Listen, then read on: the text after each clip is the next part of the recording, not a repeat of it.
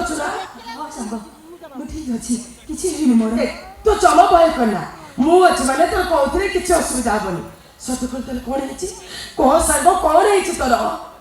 ମୋ ମାଆଙ୍କ ପାଖକୁ ଯାଉଛି ସାଙ୍ଗ।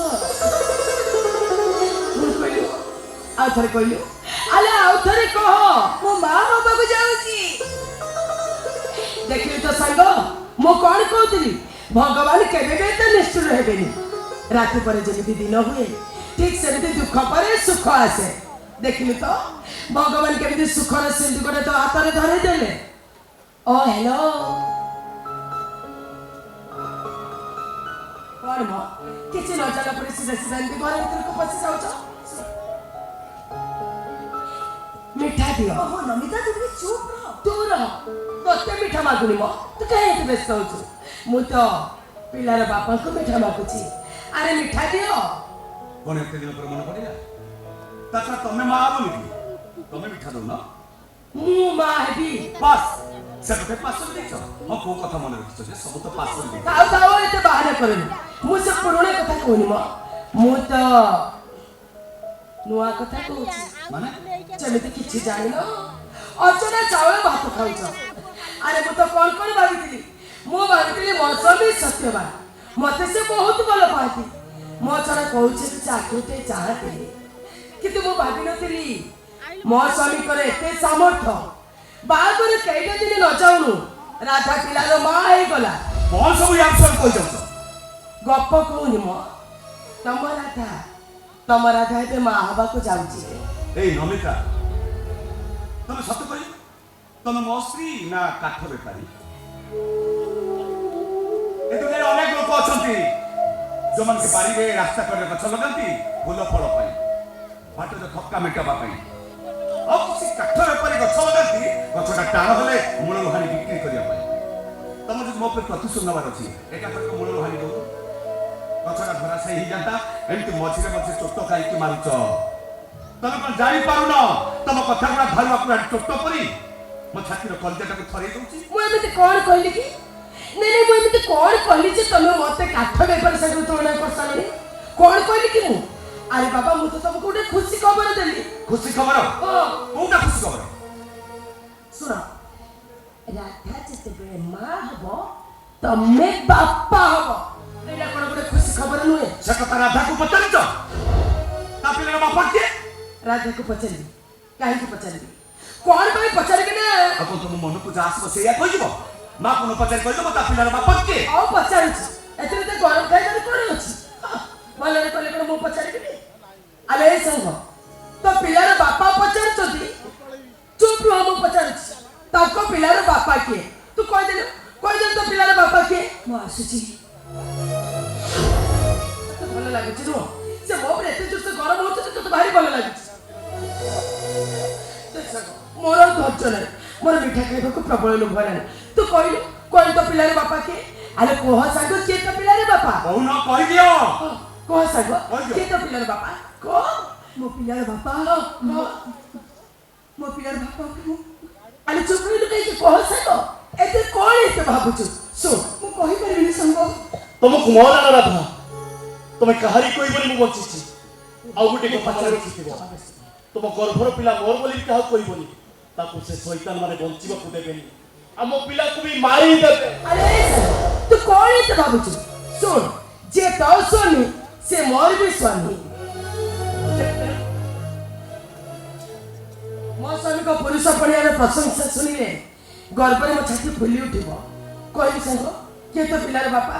अरे कह साଙ୍ଗ, किए तो पिलार बापा? ए मैडम एबे विश्वास कोन हरिण छटा मरिनी अविश्वास बाघर अतर्कित आक्रमण रे लौलुआ हेछि सत बंचिछि आज नल काली उठिबो से भरोसा दि अछि से कोन हरिण छपाउ आघात दियोनी बिचाटा मरि जिवो थरे तो सत कथा कहियो तम पिलार बापा के तो जमा डर न लगा, तो पाखरे मु अछि, तो चारि पाखे लुहार पाचेरी अछि, जे तो खुशी पाई ता शंखा सिंदूर रोधे तते दे देला, तोर सेही साଙ୍ଗ नमिता अछि।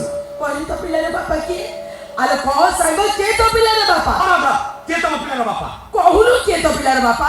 ओहो राधा को के तम सृष्टिर स्रष्टा?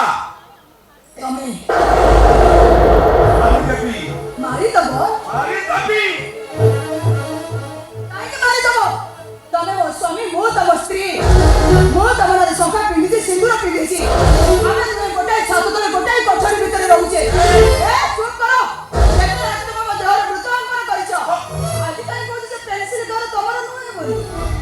କଣ ହେଲା ଏତେ ତ ଗରମ ଖାଉଥିଲ ଏବେ କାହିଁକି ଚୁପ୍ ହେଇଗଲ ଉତ୍ତର ଦଉନ ରାଧା ପ୍ରଶ୍ନର ଉତ୍ତର ଦିଅ ଗୌର ଦାସ ପ୍ରଶ୍ନ ଉତ୍ତର ଏବେ ଏଇ ମୁହୂର୍ତ୍ତରେ ଘର ଛାଡ଼ି ଚାଲିଯିବ ଭଲରେ ଭଲ ନ କଲେ ଧକ୍କା ଦେଇ ଘରୁ ବାହାର କର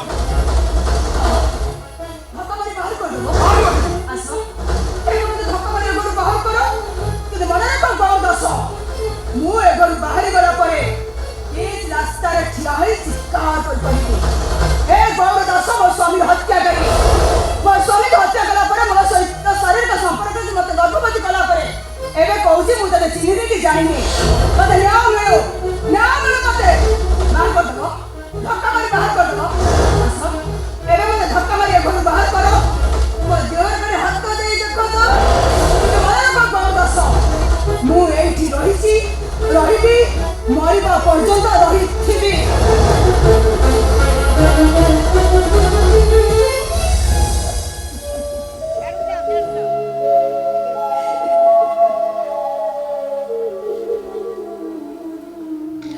ଗଛରେ ଚଢିଥିବା ପତ୍ରକୁ ଦେଖି ମୁଁ ଏତିକି ବୁଝିଥିଲି ପୁରୁଣା ହେଇଗଲେ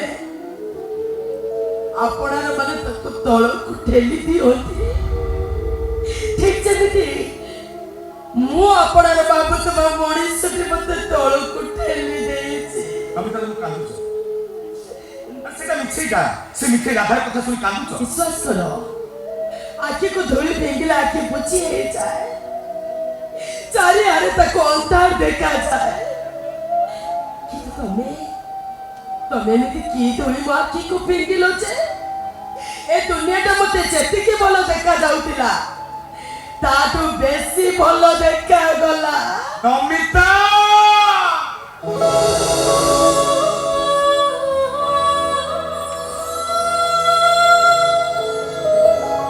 ତତେ ମୋ ନଜର